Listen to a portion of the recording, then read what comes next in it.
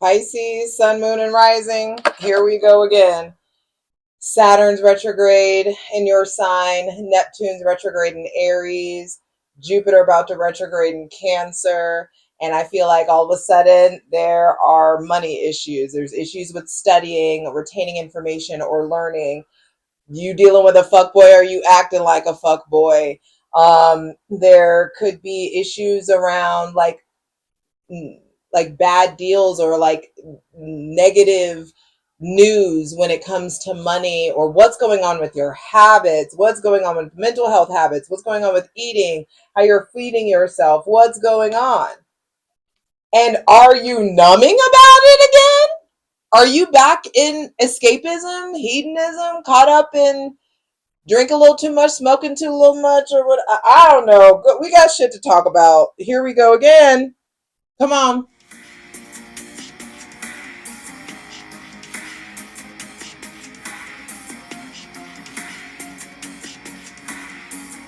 Pisces, sun, moon, and rising. With Saturn retrograde in your sign, something has changed with money. Something has changed. And the Page of Pentacles reversed on the bottom of the deck, I just feel like things are not going as desired in regards to money, in regards to self-worth, in regards to your self-care habits. And with the Seven of Cups coming up as well, I feel like you owe your body an apology. You owe your mind, your spirit an apology. And that's what Saturn's going to come in and I feel like force you to do in some sort of way. It's like you didn't handle, it's like getting back to treating yourself with reverence, treating your life, treating treating all your interactions with a sense of reverence. And I feel like some of you, Pisces, sun, moon, and rising, and Scorpio season, you're going to start to see that, like,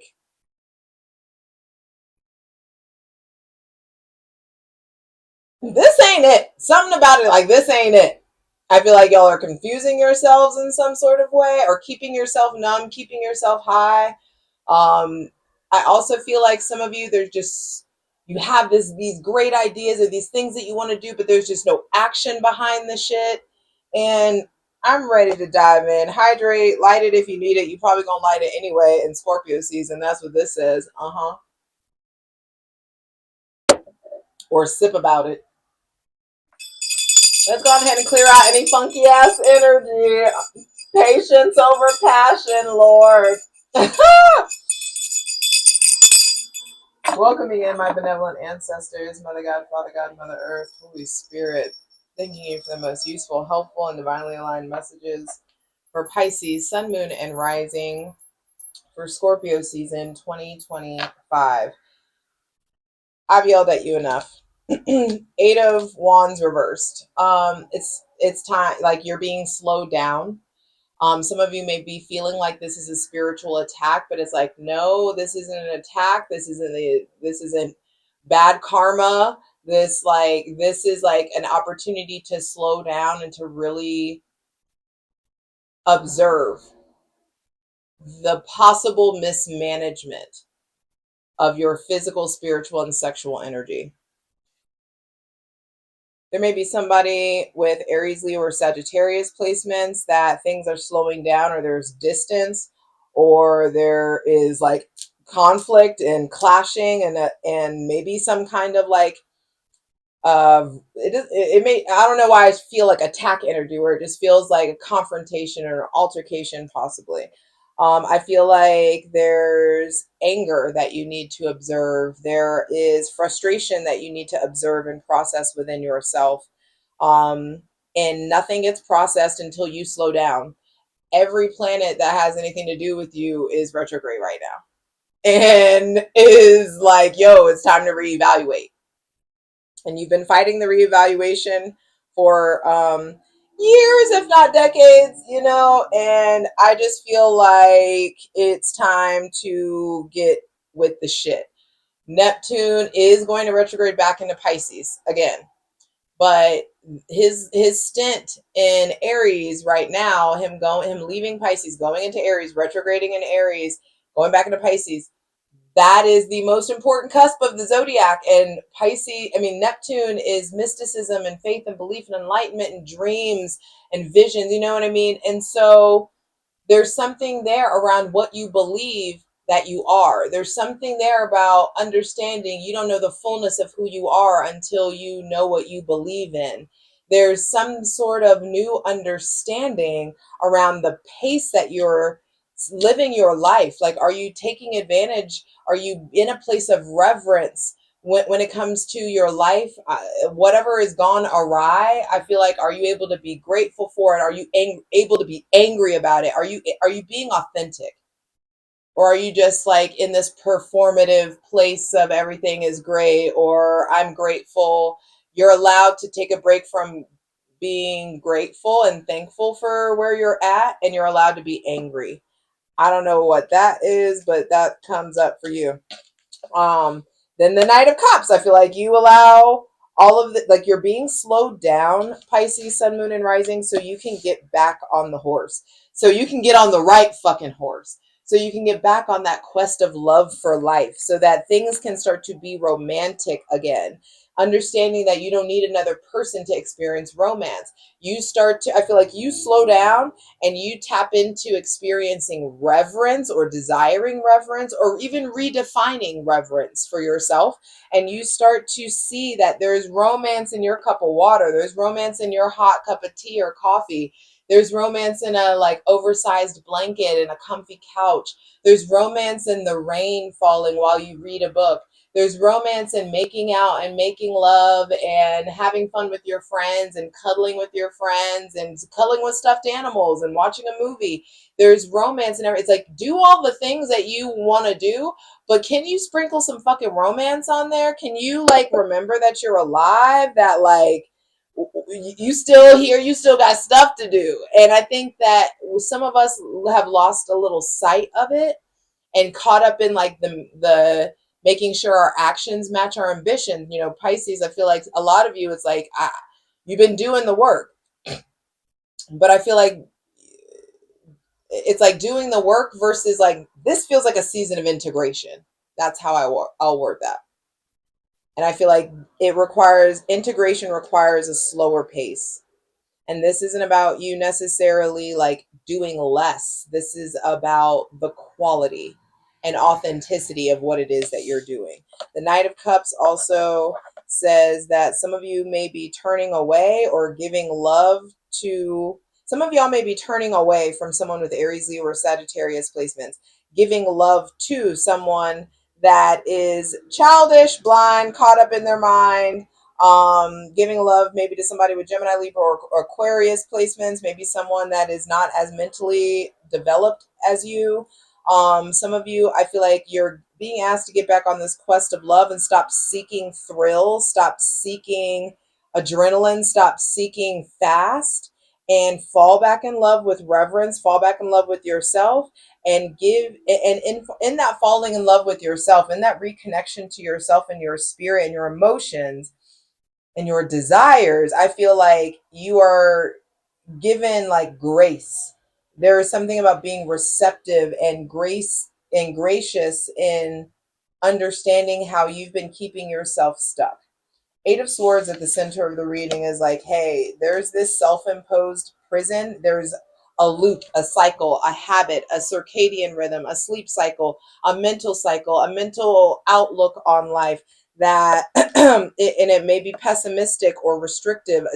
There is a self-limiting belief in your life that's been there for way too long, and it's like the divine's like done keeping you, like just letting you coast with this self-limiting belief.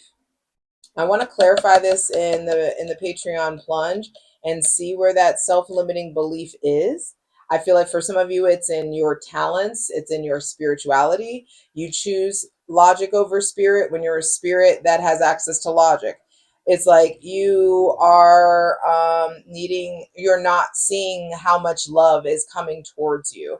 With the Eight of Swords at the center of the reading, I feel like there are thought processes or legalities or a mindset that has kept you tied, has kept you outside, has kept you othered. Some of you have othered yourself. Some of you have othered your damn self. How fucking annoying is that? Some of you are so used to being othered by your family, or you were so used to being othered in high school or in college that in the real world you done like said, fuck it, I'm gone ahead and other myself. I'm just gonna keep myself separate. I'm different. Society won't like me. I'm too spicy.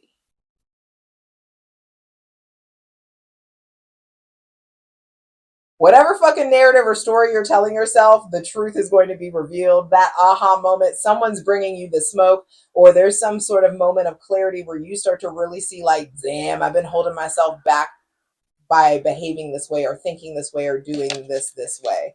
Knight of Swords reversed. And I feel like you go to war with yourself finally. Neptune in Aries, Neptune retrograde in Aries. Aries is ruled by Mars, the god of war. Aries is about that fucking life. Aries is about the smoke. Aries is about action.